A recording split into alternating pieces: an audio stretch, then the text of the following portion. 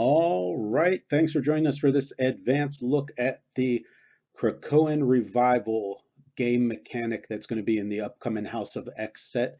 We're going to look at the mechanic on the side of the person not playing the Krakoan Revival character. So this video will walk you through the different bystanders and how you could use them to the fullest capacity depending on what you're trying to do. So we're going to break down which one might be the best choice in which situation.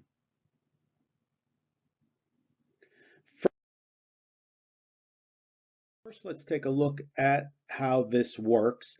It gives this ability to characters on your opponent's team.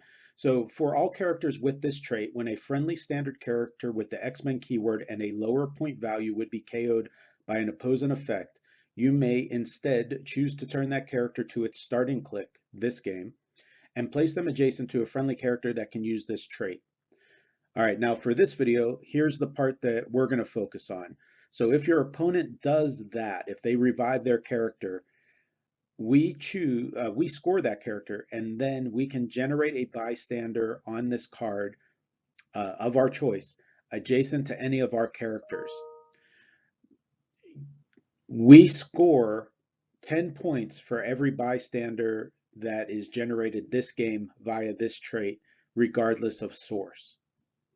Okay, so if your opponent revives one of their characters, we're going to take a look at the different choices of what we can generate adjacent to any of our friendly characters.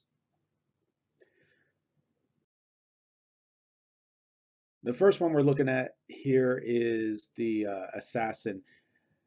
The times that this one might be best used is if you're adjacent or within one square of an opponent, because you want to be able to pop this character out next to your opponent to get the most out of it. What this one has is flurry blades. What that means is you're going to have a chance for high damage, two chances for it because you're going to be flurrying with an 11 attack. That's pretty good. This one also has combat reflexes, so that 17 defense becomes a 19 up close, which is going to be tough to hit. And they have shape change on top of it, which gives you a chance to roll out before your opponent can even make the attack on that high defense value. So it's a good tie-up piece. It's a really good tie-up piece with flurry blades, which is superb. Autonomous means that you can pop this one out even if you had to use your last costed action to KO somebody. If they revive that character, then you can pop this guy out and go ahead and attack even if you have no more costed actions left. So on a bystander, this is great. Flurry blades, 11 attack, high defense. That low damage value doesn't matter because you're going to be blades. So one we're going to look at is the ape. This one has a reach of 7 or 8 if you use your perplex, because remember, you're going to be generating this bystander next to one of your figures, so you can put this character in front of your figure and then take advantage of that charge, which will give you 5, and then they could be attacking the person that's on square number 6, plus where you can put them out 1 ahead of where you're currently at. So that gives quite a bit of reach on this. The charge gives you the move and attack, the quake, depending on what's sitting there on the map. You could attack multiple figures. That 11 attack is solid. And the perplex gives you some options. Like we said, you could use it to increase your movement if you need to really reach far. Or you can make that 3 damage into a 4, or the 11 attack into a 12, all of which are super good. Again, another really solid bystander. The next one is the soldier. This one has a very far reach. If you're within 12 squares of an opponent, you can move and attack. Keep in mind that this one does not fly, so you're going to have to be able to actually move via the regular movement symbol. 9 run and shot with an 11 penetrating, 17 defense, which becomes a 19 from range, and a 3 damage with enhancement to boost up your teammates. So even without using the run and shot, you could generate this bystander with a 6 range next to somebody that also has a range attack to increase their damage.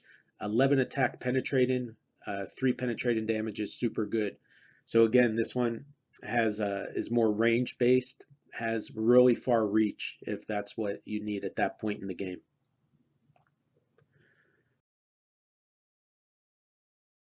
All right, this one has stealth, precision strike, barrier, and prob, and is also autonomous. It's coming in with a 6 range.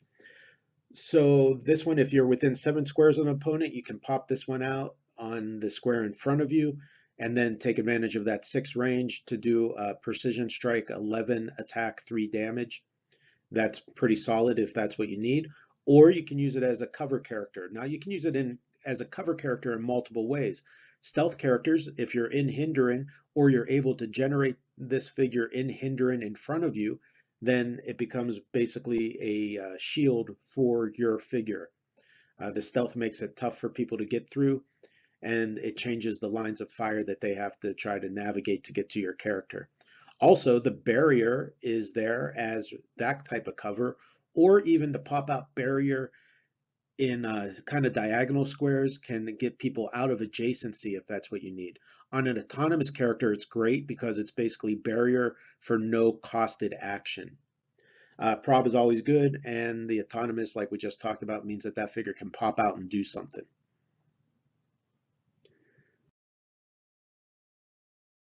All right, this is another very solid bystander. If you're within 7 squares, you could reach somebody because you're going to be popping them out on a square in front of you. You got 2 sidestep and then a 4 range triple target. The triple target in cap gives you the chance to put out a bunch of extra tokens on your opponent. But then what this one is also geared towards is defend and support. So 15 defend with an 11 attack means that you only need a 4 in order to heal somebody. So if that's what's going on the map, you can take advantage of that to give you a 91.7% chance of healing. So an almost guaranteed heal.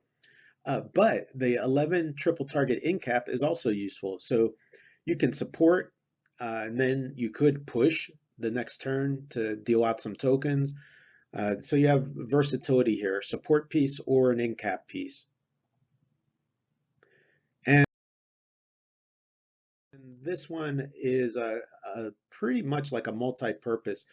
You have a 6 range dual target, so that can be good. You have force blast, so you can use that from range for knockback. Or if you're up close, you can pop this guy out and force blast to push somebody away if they don't have something that stops knockback. The dual target is with energy explosion, which gives you the chance to hit multiple targets, and it's autonomous, so you can pop them out and do something even if you have no more actions left. The outwit on top of that is great, so you can pop them out, outwit, and then push somebody away. You could pop them out, outwit, and then energy explode into multiple targets. You have all kinds of things that this one can do. All right, so all in all, I think on the defensive side or on the side where you're not playing the revival character, those bystanders, if your opponent takes advantage of their revival traits, you have all kinds of great choices. I don't see any bad choices in the bystanders you can make. So it's going to be interesting to see it in play. Hopefully this video gave you some ideas of which one would be the best choice on certain situations so that you can make the most out of it should your opponent be reviving their characters up to top click. All right, let me know what you think in the comments below. Thanks for watching. Check it out. If you dig what we do, go ahead and like and subscribe. Thanks for watching.